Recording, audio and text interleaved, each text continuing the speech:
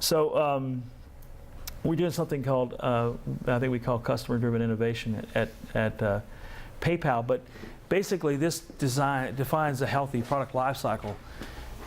Design, engineering, and product. At least one representative of engineering is in here too. Goes out and actually discovers customer insights. And some of the ways they do that is, by doing ethnographic kind of field studies, going where they work, observing the day in the life of, sort of thing, right, of a person, and get some insights. But what you're trying to get to is, what are the problems? What are the felt needs? What are the things that really are, the pain points of the customer? Because this is going to help you define some hypothesis on, well, how could we solve that problem? And those hypotheses, simple hypothesis examples, like at Netflix, for example, this wasn't developed on this, but from our other observations, that customers needed to have a sense of trust in our recommendations. So we had a hypothesis that if we were transparent about why we recommended something to you, then that would actually drive more engagement, more consumption, where people adding movies to queue and stuff like that. So we did a lot of A/B testing around different ways to satisfy that hypothesis. But the hypothesis was transparency, right? Builds trust, and we wanted to, create that ethos in the site. And so, that gave us almost a moral routing. It gave us a purpose behind what we were doing. It wasn't just some whim. It was driven in customer felt need. Customers, want to find a movie. They want to discover something to watch. But how do they know? It doesn't matter that you tell them why. It may not even matter. So we did testing around that, right? And it's defining solution concepts and then delivering test solutions. You're testing either through, like usability, kind of qualitative, or quantitative through data and analytics, A/B testing. And then that leads to more customer insights, and then the virtuous cycle happens, right? So if you look at the way Agile works, Agile is really about engineering delivery. When the software manifesto came up in 2001, in 2002, I was in one of the first large-scale extreme programming projects we did at Sabre Airline Solutions in Dallas. We took a 300 engineering team over to Agile to do pair programming and the whole 9 yards, all the extreme programming stuff. But it was all about this software engineering manifesto. Set the software engineer free. Although what happened was, if you've been involved in Agile Scrum stuff, you realize that the project managers all found out about it at the PMO offices, and they've all come in to enslave the programmers again through Agile. But if it's done right, this Agile stream is really, really good for delivery. So think of it as focused around engineering and around delivery and around that, because the output is, my sprints. What I'm trying to do is, I'm trying to release software that's fully viable, fully working, passes acceptance criteria, and is a fully working product to that point, right? As much as that makes sense. Of course, you have product managers and others. Now, I divided two different streams. This is sprint 0. Sprint 0 is usually that sprint that comes before, the sprint startup, sprint 1 and stuff, because you need a little bit of time to plan out the project, kind of set some architectural direction and stuff. Now, what the Agile folks will tell you is, you can do all the design in sprint 0. And then you're done with that, and you start doing your Agile, and you may change stuff here and there, but they kind of like to have that box done. But I have a different view of that. I don't think that's really feasible. So that's the Agile stream. How many of you worked in an Agile shop or whatever, to some degree? Yeah. I mean, it's practiced different ways, right? So this lean stream, or this lean, lean UX, or sometimes people call it Agile UX stream, I think operates a little bit differently.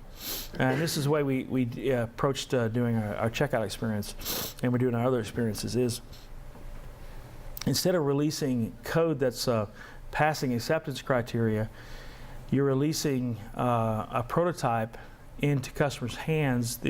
Something like usability testing, could be other ways, and it's all about build, test, learn.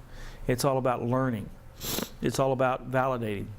It's back to that Kanban, concept in the lean manufacturing.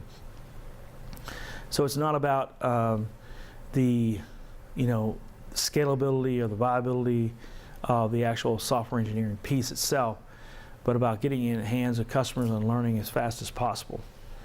And so that's kind of the difference, and that's a whole different tone on it, and why you don't need as much process as you do, say, in the agile world. In fact, in agile, they've got to where they call it ceremonies, which is just a really nice way to call process. It's called ceremonies, which I think is kind of a clever approach. So we don't need as many of those ceremonies in the lean UX world, and it's definitely not pure agile. So when I put the two together, or even the three, with the other, what I end up with is this kind of lean track here, and it's product design, and I have UI engineering or front-end engineering is involved in that. And the way we've done it, and I'll talk more about this afternoon, because we have a production stack that I'm still in the process of changing to be much more nimble. I use Node.js here, and we've got a GitHub project. I think we'll probably change the name to Node Bootstrap, but it's a real rapid bootstrapping environment, kind of like Rails for Node, for scaffolding, that we can spin up a project really fast, and we can iterate extremely fast in this area here, and meet those deadlines of changing in probably 3 days of coding. We can go back to usability testing every week and build full experiences really fast. And then I'll talk about this later, but we have a way to use the same UI bits in the production stream as in the mock-up stream, which gets to your question earlier. In this phase here, we're actually, and I've never been a real fan of this. I've always actually, kind of like what you were hinting at, I've always been not a believer that I could do the mocks and keep the code, but we've actually been doing that, which is kind of fascinating. So I'll talk about that later when we get in the technology piece of it. But one of the things I've been fighting against, and we just had another project starting up, our new digital wallet. Wow, this is bumping. This is really disorienting. I've got my hand here and the whole thing's shifting. I felt like I was doing it with my hand here. So they wanted to have like a whole bunch of these streams, again like they did on the experience before. They wanted to have 8 this time. I guess it got better. It wasn't 12 anymore, it was 8, right? And I was like, no, there's no way we're doing 8 different streams for the UI. We're doing 1 stream for the UI for Agile. This is I'm going to build the product. I'm going to harden all my UI bits. They work across browsers, across all the different devices, all the unhappy paths, all the exception cases and stuff like that. Here, I'm focused usually more on what I call the happy paths, the things that are, success, kind of the simple, straightforward flows you put in usability testing. You may take a few unhappy paths through usability testing. That's kind of hard to do. And here, I'm then down here I'm focused more on hardening and doing more of from the UI side. Again, all the cross browser and all the the device testing and everything else like that. Here I'm focused on learning. Here I'm focused on delivery.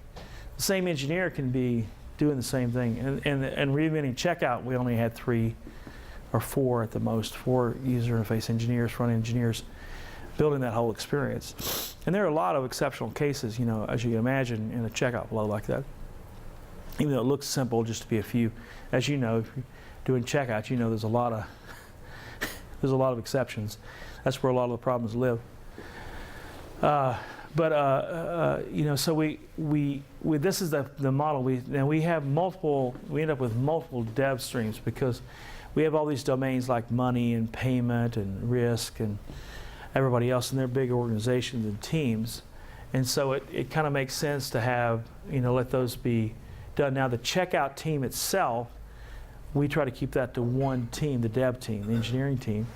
And the checkout UI team, we try to keep to one agile stream here, which cuts down the number of scrums you kind of need, And then this actually started like 8 weeks before, like I said earlier, but it just needs to start a little earlier than the other, because you want to try to get something viable and living as early as possible, so that you get a chance to everybody sees what it is that we're trying to build, right?